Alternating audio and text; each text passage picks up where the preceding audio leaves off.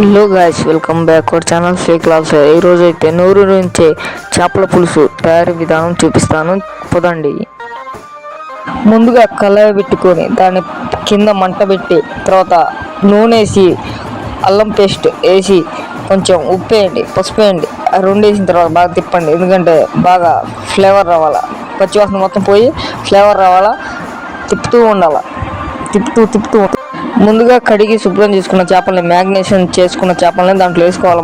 ముక్కలు వేసుకొని దాంట్లో ఉప్పు కారం వేసుకే అవసరం లేదండి, ఎందుకంటే మీరు ముందుగానే దాంట్లో ఉప్పు కారం నూనె వేసుకొని బాగా కడుక్కొని బాగా చేసుకోవాలి.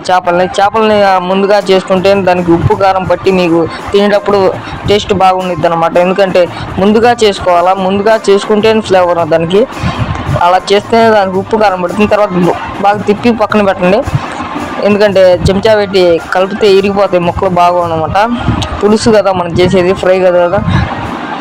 ఫస్ట్గా చింతపండు మనం మ్యాగ్నేషన్ చేసుకున్న దాంట్లో వేసుకొని చింతపండు రసం బాగా తిప్పండి, ఎందుకంటే దాంట్లో ఉన్న ఉప్పు కారం మొత్తం దాన్ని తలగాల.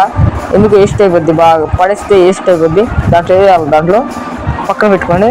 తర్వాత నెక్స్ట్ టైం ఊపాలి దాన్ని, బాగా ఊపితేనే చెంచా పెట్టి తిప్పి ఇరిగిపోతాయి ముక్కలు బాగు.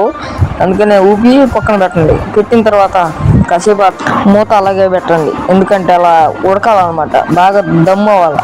ఆ తర్వాత ఇంకోసారి ఊపండి, ఊపి పక్కన అలాగే పెట్టండి. మూత తీయండి. ఈసారి చింతపండు రసం పక్కన పెట్టుకున్న రసం దాంట్లో వేయండి. ఇప్పుడు వేసి బాగా దాంట్లో ఉన్న మసాలా మొత్తం తుడిచి దాంట్లో వేసుకొని బాగా టేస్ట్ రావాలి. ఇంతలా కష్టపడి చేసుకున్న చేపల పులుసు తయారైపోయింది.